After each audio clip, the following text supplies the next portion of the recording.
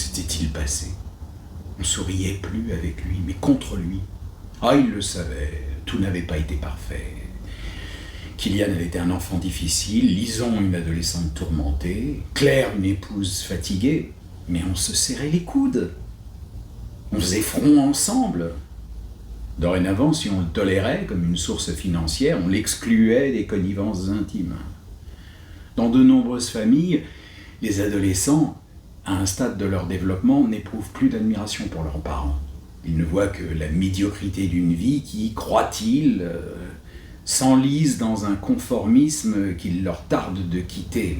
Mais les époux opposent à la révolte une solidarité sans faille. Claire, elle, se joignait à ses enfants pour déprécier son mari. Même son engagement ponctuel dans le Parti des Verts ne lui avait attiré que des sarcasmes.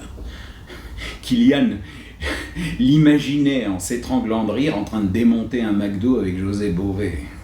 Lui qui, à en croire son fils, avait une telle peur des gendarmes qu'il ne dépassait jamais les limites de vitesse. Et pourtant, il avait pris sa carte au Parti des Verts en pensant à l'avenir de ses enfants. Il espérait qu'il vivrait dans un monde que la technique et la modernité n'auraient pas dénaturé.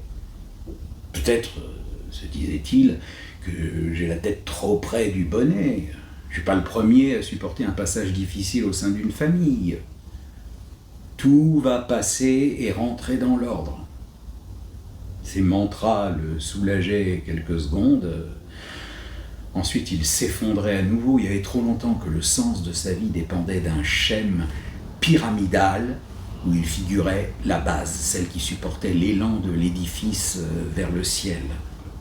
En niant sa place essentielle au sein de la famille, on lui avait tiré en plein cœur.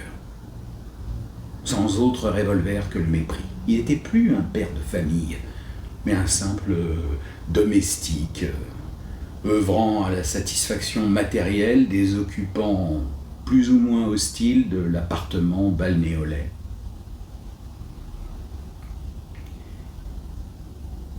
Il aimait encore sa femme et ses enfants, mais de loin, dans le flou, machinalement, par réflexe, par habitude.